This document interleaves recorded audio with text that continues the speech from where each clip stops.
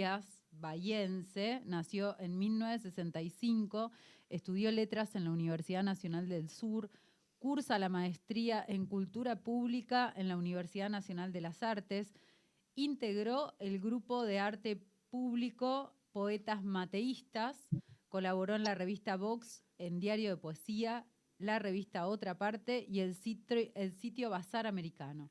Edita Now, que es un sitio de poesía, que lo pueden encontrar como nowpoesia.com. Now, ahora mismo. Trabajó como guionista de sala en Ferro White, Museo Taller, integra la Secretaría de Cultura del Club Villa Mitre de Bahía Blanca. Es uno de los coordinadores, después lo vamos a invitar otro día también para hablar de esto, del Festival de Poesía Latinoamericana de Bahía Blanca, que se hace dentro de muy poquitito. Y parece, dicen, rumorean por ahí que va a haber invitadazos. ¿Y usted va a ir? Y no llego. Yo necesito la teletransportación. ¿Viste? Adoro la teletransportación. Necesito como estar en varios lados a la vez y está complicado, está complicado. Bueno, sigo contándote, es uno de los coordinadores del Festival de Poesía Latinoamericana de Bahía Blanca, publicó Berreta en 1998, Diesel 6002 en 2002, La Espada en 2004, Es lo que hay, Poesía Reunida en 2010, Blaya en 2013, La estructura del desequilibrio en 2017, Grandes éxitos en castellano, una antología poética de 2018. Hola Marcelo, ¿cómo estás? Hola Juliana, ¿cómo estás? Bien, acá, re contentas de tenerte en la radio para charlar un poco. Bien, buenísimo, sí, yo también. Es un día bravo hoy, pero bueno. Es un día. Marcelo Ivana Jacob te saluda, ¿cómo estás? ¿Qué decías? Hola Ivana, ¿cómo estás? Es un día raro, decías. Es un día bravo, ¿no? Bravo, está como agitado el ambiente, digamos, es como que uno está ahí pendiente de todo lo que está pasando en el país, pero bueno, la poesía tiene que ver con eso también, así que... Te digo que estás compitiendo con ella. Sí, bueno, no hay manera, ¿no? Ella en este momento está dando una especie de conferencia de prensa, no sé. Estaba mirando hasta que entró la llamada de ustedes, así que... No, perdón, está haciendo una especie de cadena. La vicepresidenta se encuentra en su despacho del Senado, luego del rechazo de la justicia para ampliar su indagatoria, responde la acusación de Diego Luciani y Sergio Mola. No lo hizo a través de Twitter ni del entramado del hilo, ni de las redes, sino que hace lo que más le gusta, que es la cadena nacional. Dicho esto, volvemos a lo nuestro. Nosotros hacemos cadena de poesía, venimos haciendo cadena de poesía. Encadenemos. Y vos decías recién, Marcelo, bueno, la poesía tiene que ver un poco con esto. Te referías al quilombo que siempre tenemos en el país. Lo digo suavemente. ¿De qué manera crees que la poesía se vincula con lo que sucede en el mundo real? En principio creo que la poesía forma parte de ese mundo real y después no es directa, no es una relación tipo de espejo, digamos. Puede haber poesía, a mí yo no la hago, pero me gusta leerla, ¿no? Digo, una poesía tipo como agitprop, agitación y propaganda, ¿no? Que va muy pegada a los hechos. Pero creo que, digamos, cualquier persona que es consciente del entorno en el que vive, en el momento en que escribe todo eso, forma parte, ¿no? Y por otro lado, la poesía es el trabajo con el lenguaje y nosotros vivimos sumergidos en el lenguaje, es como nuestro líquido amniótico, ¿no?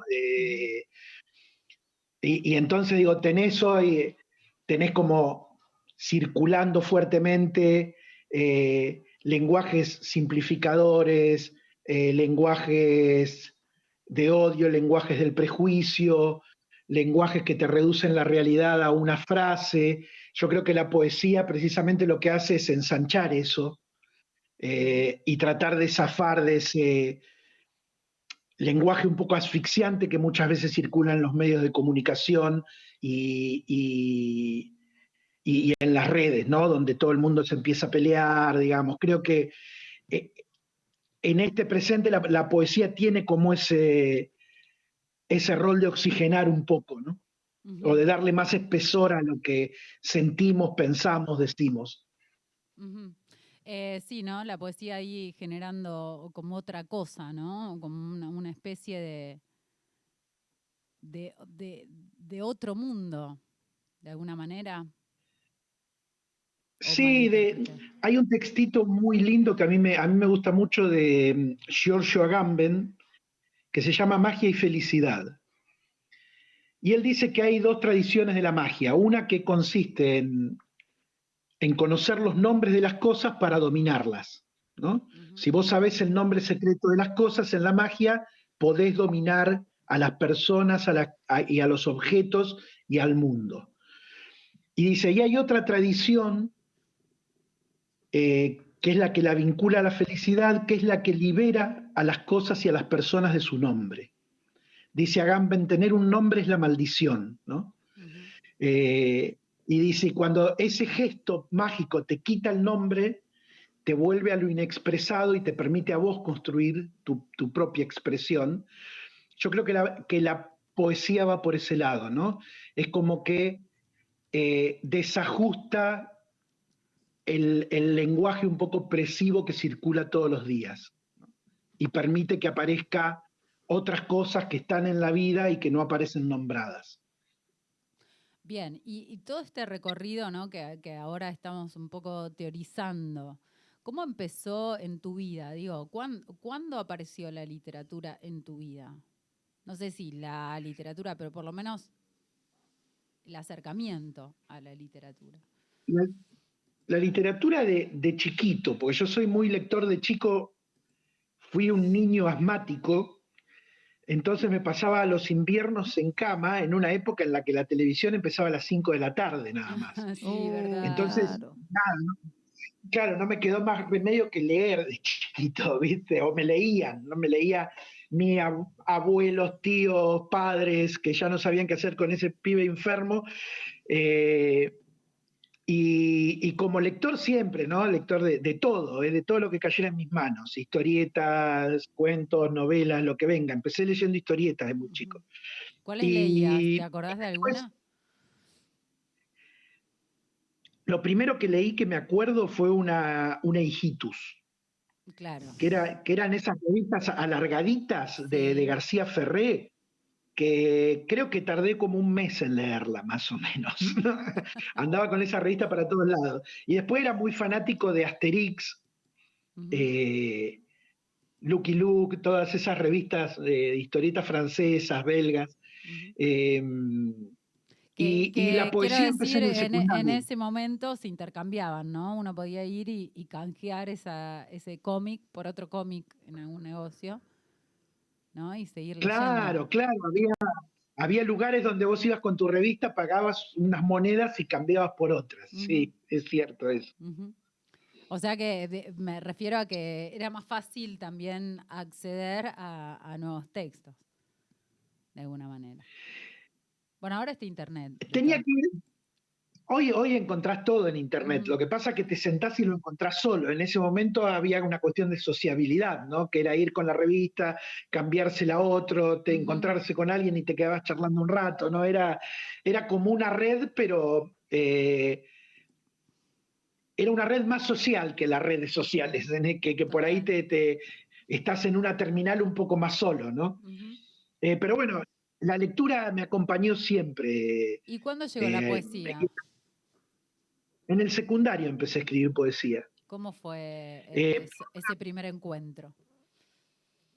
por una historieta también. Mira. Había una historieta en la revista Fierro, que era una revista que editaba ediciones de La Urraca, la misma editorial que editaba Humor durante la dictadura. Y en una historieta una historieta francesa aparecía un personaje que recitaba un poema de Baudelaire, Ujú. de Charles Baudelaire. Me gustó mucho, no había leído algo parecido, yo no leía poesía, yo y lo que había visto en el secundario no me había resultado para nada atractivo, y ese poema me resultó muy potente. Y entonces nada, fui a la biblioteca de la escuela a conseguirme un libro de Baudelaire. Bien. Y ahí empecé a leer, y es como que encontré lo que me gustaba y hasta ese momento no sabía, ¿no? Y empecé a tratar de escribir también poesía. Así Y que nada, fue en el arrancaste, secundario con arrancaste otros, solo, con otros amigos. Arrancaste no, con un suavecito, grupo de como de leer. amigos. Con un grupo de amigos, ¿no? Yo tenía un vecino que también leía poesía, empezábamos, siempre compartíamos textos, que era Fabián Alberdi, también poeta, también de los poetas mateístas, o bueno, con Mario Ortiz, que también es Ujú. poeta, y íbamos juntos también a la escuela y también formó parte de esto, del primer grupo que armamos, que fue el mateísmo, que éramos amigos que veníamos del secundario juntos, Contanos y eso, compartíamos. ¿qué pasó con el grupo este de poesía mateísta? Ya que lo nombrás. Ese fue un grupo que armamos cuando entramos en la universidad, en, estábamos en plena primavera democrática, ¿no? La primavera alfonsinista, y había mucho movimiento. Nosotros habíamos pasado nuestra adolescencia en dictadura. Ujú. Digo, es como que de pronto todo se abría y parecía que era posible hacer un montón de cosas, ¿no? Escribíamos y no encontrábamos lugares en la ciudad donde se pudiera difundir lo que hacíamos y además lo que leíamos, ¿no? Claro. No solo lo que escribíamos, sino poder compartir lo que leíamos. Había encuentros de lectura, pero eran muy chiquitos, muy cerrados, y el argumento era que nadie leía poesía, ¿no? Y entonces nosotros lo que decíamos, bueno, nadie leía porque no circula por ningún lado. Y lo que nos propusimos fue poner a circular lo que escribíamos y lo que leíamos. Y empezamos a pintar poemas en murales, en paredes. Después hacíamos unos folletitos que se llamaban matefleto que repartíamos en la calle con poemas. Y después hicimos una revista mural que pegábamos en la calle también, con poemas, ilustraciones. Y el grupo fue creciendo y siempre trabajando en poner la poesía en la calle, ¿no? ¿Qué pasó con eso, digo, con respecto a las personas que circulaban por esas calles o que de repente le daban un folleto con poesía? ¿Sentiste que había un cambio muy profundo que ustedes se estaban marcando o costó? Al principio llamaba la atención, ¿no? Pero nosotros nunca tuvimos una mala respuesta y al poco tiempo lo que notamos fue muy buena respuesta en la ciudad, ¿no? Ujú. Por ejemplo, que los paredones no te los pinten, no te los Claro. grafiteen, no te los escriban, no te peguen una ficha arriba. Eso es como una marca de respeto en la calle ya, ¿no? Donde Ujú. nada dura en general, porque una cosa se tapa enseguida. Y después empezamos a pintar. Al principio salíamos de noche, después nos dimos cuenta que convenía pintar más de día, que no había problema. Y por ahí hicimos un par de paredones muy extensos en el ferrocarril, cerca de 200 metros, Tremendo. y entonces pintábamos varios fines de semana de la mañana a la tarde. Y lo que notábamos ahí es que mucha gente se acercaba a colaborar. Bueno, Se acercaba, venía, preguntaba cómo podía ayudar, agarraba un pincel, ayudaba a pintar. Eh, Fue muy buena la respuesta. Al día de hoy nosotros dejamos de pintar en los 90, y al día de hoy te encontrás con gente que te dice, sí, yo era chico y iba y pasaba por ahí, ujú. me los copiaba en un cuadernito, lo que ustedes escribían, o me gustaba cuando pasaba en el colectivo mirar los poemas y los murales. Fue buena verdaderamente la respuesta de la ciudad. Contabas que eso lo hicieron cuando empezaste a estudiar, ¿no? Vos estudiaste letras. La pregunta es, ¿por qué elegiste letras? Porque me gustaba leer y escribir, no Ujú. mucho más que eso. ¿Y No, que no era. considerás que colaboró con los dos aspectos, la formación académica, con la lectura y con la escritura, como poeta? Para ¿O? leer, para leer sí tuve profesores, pero extraordinarios en la carrera tuve también de los otros, pero bueno, pero que sí, yo creo que sí, que me ayudó muchísimo. Y después el hecho de que también en la carrera entramos con este grupo de amigos y teníamos como una especie de lecturas paralelas.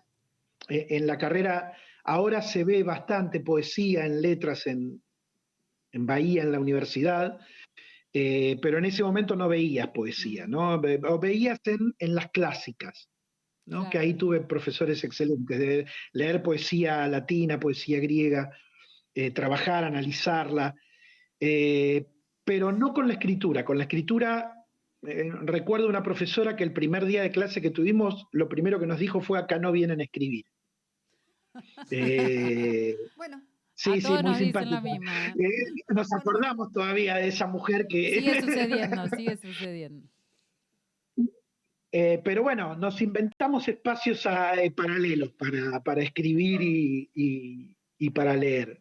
Ujú. Pero no, yo no tengo una actitud antiacadémica para nada. Yo creo que, aparte, me parece que es algo que tenemos que valorar, Totalmente. la universidad pública, ¿no? La posibilidad la formación, ¿no? de poder, la educación pública, ¿no? De poder tener esa oportunidad de formarse, más allá de que, bueno, hay ciertos reductos en las universidades que, bueno, que con la literatura dan literatura, pero tienen una relación conflictiva con la literatura que parece que no les gustara, Sí, pero sí. sacando eso, sí tenés mucha gente que, que es ultra valiosa, que te motiva, que para mí fue fundamental Y que te la acerca a universidad. autores, ¿no? También que por ahí a los que llegarías con mucho tiempo, pero no tan inmediatamente. Lo que en general... Autores, modos de leer, Ujú, un espacio donde podés comentar lo que lees ujú. con los profesores, con compañeros. Yo la, la literatura y la poesía la tengo muy vinculada a lo colectivo, ¿no? A la posibilidad de compartir lecturas, de hablar de Ujú. lo que a uno le gusta, ¿no? Digo, viste que cuando lees algo que te gusta, enseguida tratás de enchufárselo a alguien, ¿no? Sí, Para o poder buscar a charlar alguien de... que lo leyó. A mí me Claro, ha claro. pasado eso, como decir, bueno, no sé, leí 1984, me acuerdo siempre ese caso, ¿no? Y fui corriendo a buscar a quien lo había leído para decirle, viste, el final y no Es sé qué. alucinante. Necesitaba compartir la Claro, claro, emoción. porque te moviliza el arte, ¿no? Porque también te pasa con películas, eso, no solo con la literatura, Ujú, pero necesitas compartirlo con otras personas, ¿no? Poder hablar de eso, ¿no? ujú. Y yo creo que la universidad a mí me brindó ese espacio, ¿no? Bien, contabas que empezaste a escribir poesía en el secundario. ¿Y cuándo crees vos que te transformaste en poeta? Es decir, yo soy poeta, haciéndote cargo, ¿no? Eso que es difícil, es difícil. No lo sé bien, porque en un principio nosotros eh, teníamos 18, 19 años y firmábamos poetas mateístas, digamos. Ujú, Firmábamos como poetas ya, ¿no? Era horrible lo que escribíamos, qué sé yo, eh, pero como una relación muy natural, ¿no? Viste que por ahí decís poeta y te imaginás a alguien que viene con una corona de laureles y con una arpa, ¿viste? Y en realidad Eso me la suena más a relación que emperador tuvimos romano, te nosotros... digo la verdad. un Catulo o una Safo ahí dando vueltas. Claro, ¿viste? Pero digo, en realidad la relación que tuvimos en el grupo, tal vez ayudó eso, siempre fue mucho más relajada. También con el tema de que nosotros somos también contemporáneos, nuestra adolescencia lo fue como a la explosión del rock nacional, Ujú. ¿viste? En donde vos también ahí encontrabas letras que te motivaban igual que un poema. Entonces es como una actitud como más relajada lo de sentirse poeta, ¿no? Yo siento que escribo poesía, por ende soy poeta, ¿no? Fuera de toda esa mitología con cierta gravedad que hay alrededor a veces. Claro, a veces es como que cuesta posicionarse en el lugar que no tiene nada de glorioso, ¿no? Ni de espectacular. Bueno, soy Totalmente. persona y también escribo, o sea, como hago otras cosas. Exacto. Te quería preguntar también, porque casualmente vos publicaste Berreta, que es tu primer libro, en los 90, en el 98. Sí. ¿Qué pasaba en ¿De ese qué estabas hablando, momento? Marcelo? ¿Qué recordás en ese momento en los círculos de poesía? Y yo en ese momento, eh, tanto yo como mis compañeros de acá de Bahía Blanca, entramos en contacto con parte de nuestra generación que escribía en Buenos Aires, en Rosario, con lo que después se conoció como poesía del 90, ¿no? Porque bueno, teníamos afinidad en lecturas, en esta cercanía al rock, eh, y lo que recuerdo es que había muchos ciclos de lecturas. Nos conocimos todos en el 90 y Un en el 90 ahí. 90 algo, no me acuerdo que fue cuando vino, en el 88 nos conocimos, cuando vino Hellman, que Hellman estaba viviendo en Francia, creo, y no podía volver porque tenía una causa abierta que seguía desde la dictadura, ¿no? Porque, bueno, Hellman había sido montonero.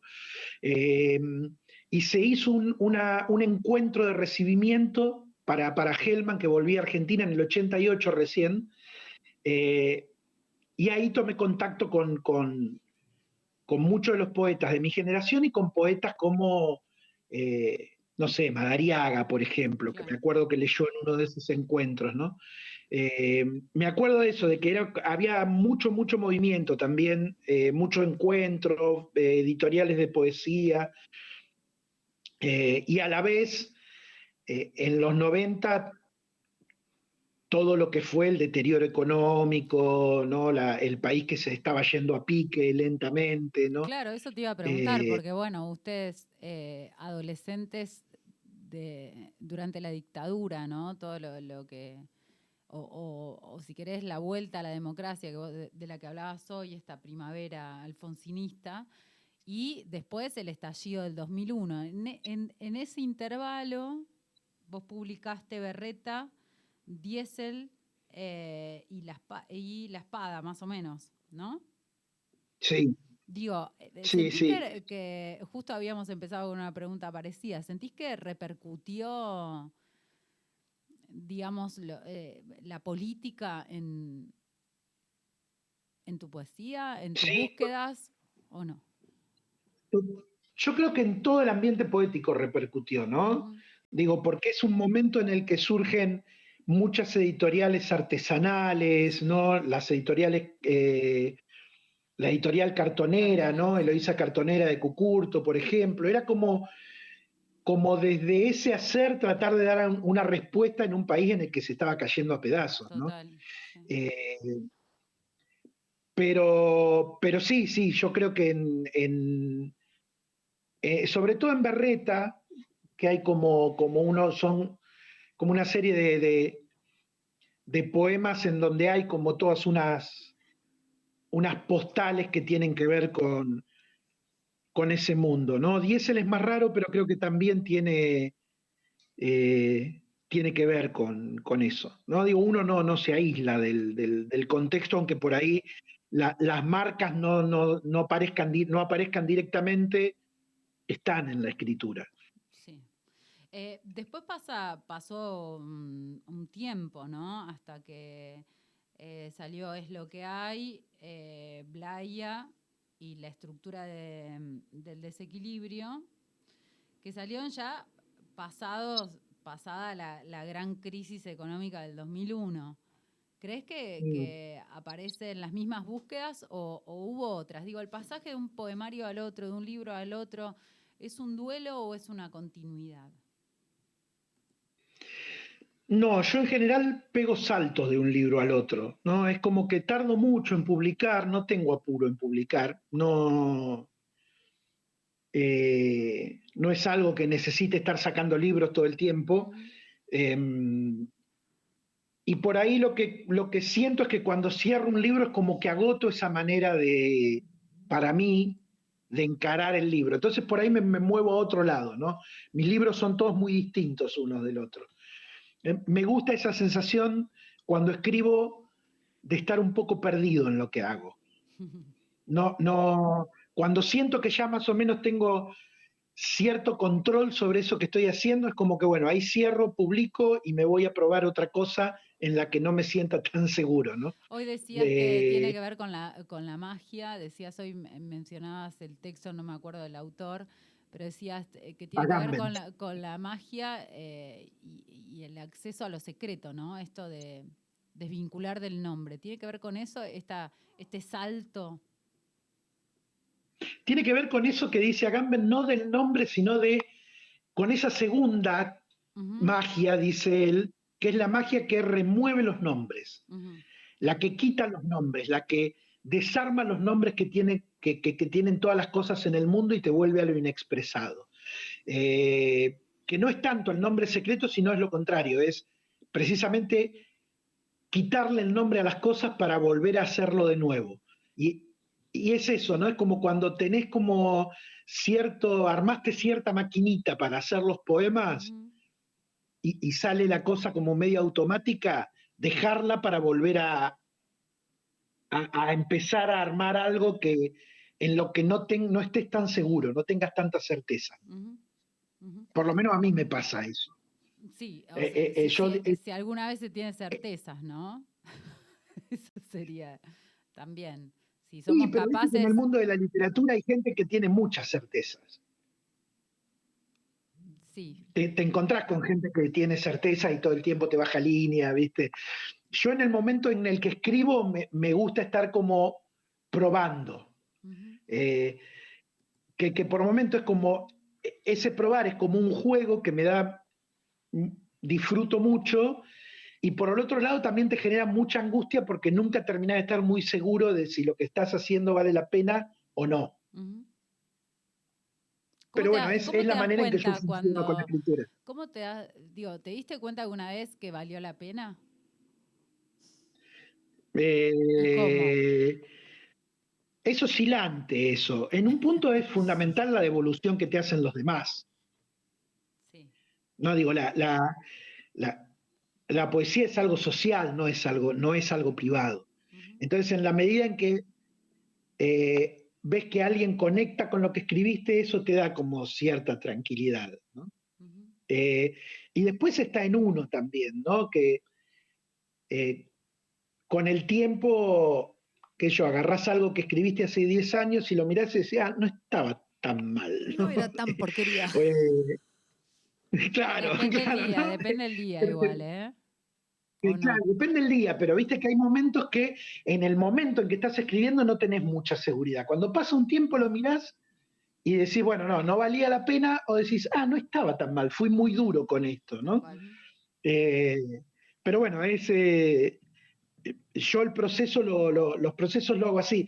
También pasó mucho tiempo entre esos primeros libros y los últimos, pues yo trabajé en ese momento en Ferro White, en un museo, y lo que hacía era escribir mucho en el museo, escribir el guión de sala, escribir textos para lo que se hacía, y es como que puse mi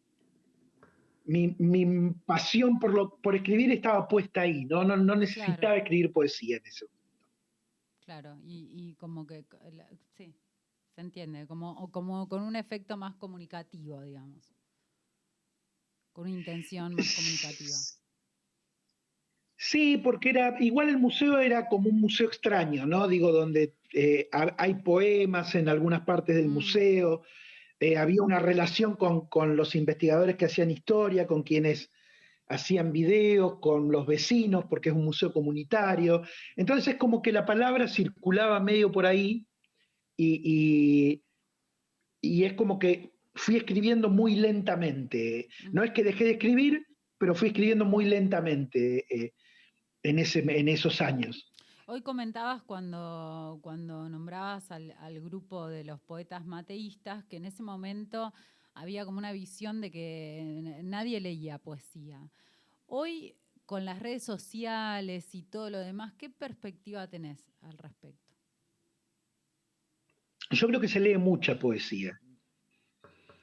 Obviamente la poesía no tiene el nivel de un bestseller, ¿no? De la narrativa, pero, pero te encontrás con que circula mucho en las redes, hay muchas editoriales independientes, hay mucho festival de poesía, ciclo de lectura en todo el país, ¿no? Totalmente. Hay mucha gente joven escribiendo poesía.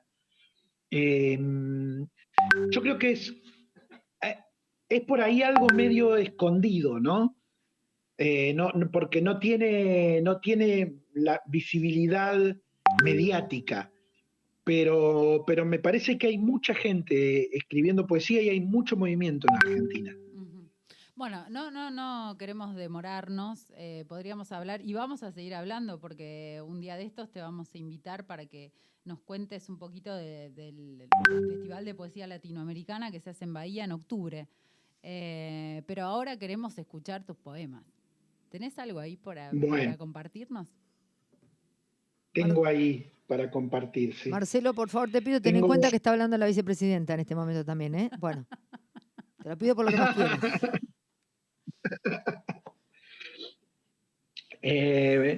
Voy a leer un par de poemitas de Blaya, que es un libro del 2015, que son como son unos textos que son como problemas matemáticos. Perdón. Este se llama Problema. Perdón, Sí. yo el inciso que hice fue sencillamente por lo siguiente. No la estoy escuchando, Cristina, te estoy escuchando a vos. Cristina nos debe estar rompiendo el cerebro en este momento. Yo necesito que vos nos rompas el alma en el mejor sentido de la palabra. Cristina quiere estar escuchando esta columna, Exacto. ¿me entendés? O sea, Rompenos dijo, el ¿por alma. qué la puse justo Dale, martes justo a las 11 de la mañana? Dale. Exacto. Bueno, ahí va. Son dos problemas. Nada Ideal más que para dos este momento problemas. también, Bueno, ¿no? dale. Problema número 1. ¿Cuánto demora un topo en cavar un túnel que atraviesa una ciudad de 300.000 habitantes por la noche si todos permanecen acostados? El topo avanza a razón de 90 centímetros por hora cuando de pronto alguien enciende una luz y te pregunta, ¿dormís? Problema número 2. Un topo cava un túnel que atraviesa una ciudad de 300.000 habitantes en un tercio del tiempo que una pareja emplea en buscar razones para seguir juntos. Si tenemos en cuenta que el topo hace el trabajo solo y la pareja se reencuentra después de un par de semanas, A. ¿Qué diámetro debiera tener el túnel para garantizar una salida sin problemas? B. ¿En qué piensa cada uno bajo la ducha después de haber pasado la noche juntos? Belleza. Tremendo. Bueno, Belleza total. Tremendo. Pero queremos más, total. queremos más. Belleza total. Más problemáticas necesito. ¿Más? Sí, queremos No más. alcanza con las que tenemos. No, más. Quiero más. De este tenor, claramente. Ahí va. Una de estas se llama Usos cartográficos del corazón.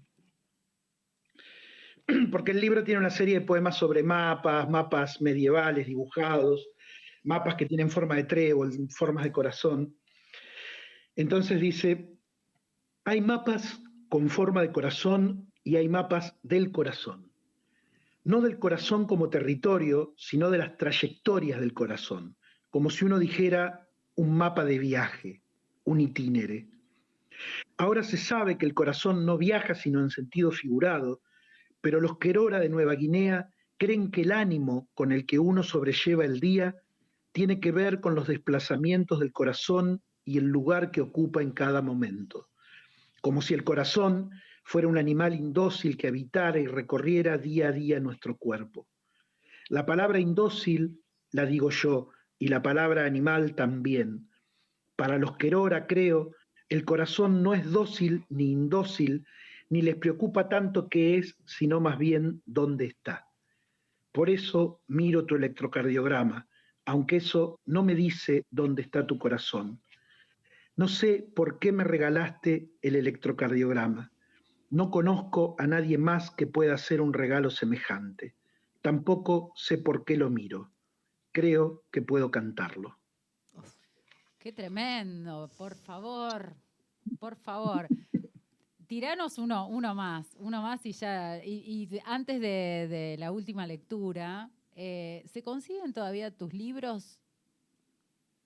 No, No. ese es el problema con los libros de poesía, es que son tiradas chiquitas, ¿no? Y entonces después de un tiempo es muy difícil conseguirlos. Teóricamente este año estaría O estaría ese. reeditando, el año que viene, digo, reeditando este libro del que estoy leyendo, que es parte Blaya y más 10 el 6002, que se llama La estructura del desequilibrio, están los dos libros ahí, y saldría Berreta también. Así que Bueno, bueno, genial. El año que a viene partir ya de... estoy agendando que en 2023 viene una nueva entrevista con Claro. la nueva edición, obviamente. Bueno, te Bueno, escuchamos. este se llama, este es el problema número 3, seguimos con los problemas, ¿no? Vamos todavía. Dice, un topo cava un túnel que atraviesa una ciudad de 300.000 habitantes, alternando periodos de excavación y reposo cuya duración coincide con las fases alfa y beta del sueño profundo. Si durante los periodos de reposo el topo duerme y sueña que cava un túnel que atraviesa una ciudad de 300.000 habitantes, alternando periodos de excavación y reposo en los que duerme y sueña que cava un túnel que atraviesa una ciudad de 300.000 habitantes, alternando periodos de excavación y reposo en los que duerme y sueña que cava un túnel, ¿por qué en el instante previo a cada despertar el túnel desemboca en una playa en la que alguien saluda a lo lejos? Tremendo, tremendo, tremendo. Necesito hacerte una pregunta porque tengo un problema, Marcelo. Decime. ¿Qué pasa con los topos? What is the problem with the topo? Porque hay un texto antes, yo me acuerdo de un libro cuando yo era chico, que eran problemas matemáticos y tenían todos dibujitos de animales. Ajá. Y me quedó dando vuelta eso y digo, en un momento digo, me gustaría hacer poemas que tengan que ver, que no tengan solución, porque son problemas que no tienen solución, ese es el tema, ¿no? Que es la diferencia entre la poesía y la matemática, pero que tengan estas figuras de animales de ese librito que yo me acordaba cuando era chico. Así que de ahí salió el topo, ¿no? Perfecto. Bien, Más lindo no todavía. del topolino. No. Ni de los agujeros, ni de todo eso. Yo soy de la generación del topollillo, Claro. así que... Sí, nosotros también, no te crees. Yo por lo menos. Marcelo, muchísimas gracias y ahí en unas semanitas estamos charlando con vos para que hablemos del festival, obviamente. Sí, todavía no hemos lanzado la comunicación porque hay algunos nombres que todavía hay que definirlos, ¿no? Obviamente. Estamos en tratativas, pero no lo cerramos, pero en cuanto cerremos todo y ya tengamos, cuando quieras. No te preocupes porque la vicepresidenta en este momento está también complicadísima con unos papeles que está mostrando. Bueno, no puede encajar bien dónde tiene que ir la cámara, así que no tengas ningún problema. Cuando estés acomodado nos avisas y charlamos, ¿te parece? Muchísimas gracias. Dale, cuando quieran. Un abrazo, muchísimas gracias. Bueno, Juli, otra vez. Abrazo grande a las dos. Gracias. Otra vez, gracias por traernos a semejante poeta que tiene una manera muy particular de escribir, ¿no? Sí, espectacular. Cada uno es un mundo, pero hay algunos poetas que para mí tienen una cosa más particular y en este caso para mí Marcelo tiene una forma muy particular de escribir. Nos trajo problemas que nos encantaron, después hay problemas reales que no nos gustan nada. Un placer, como siempre, nos escuchamos el martes que viene. 50 minutos pasan de las 11 de la mañana, como todos los martes pasó Juli Chacón en Kilómetro Cero.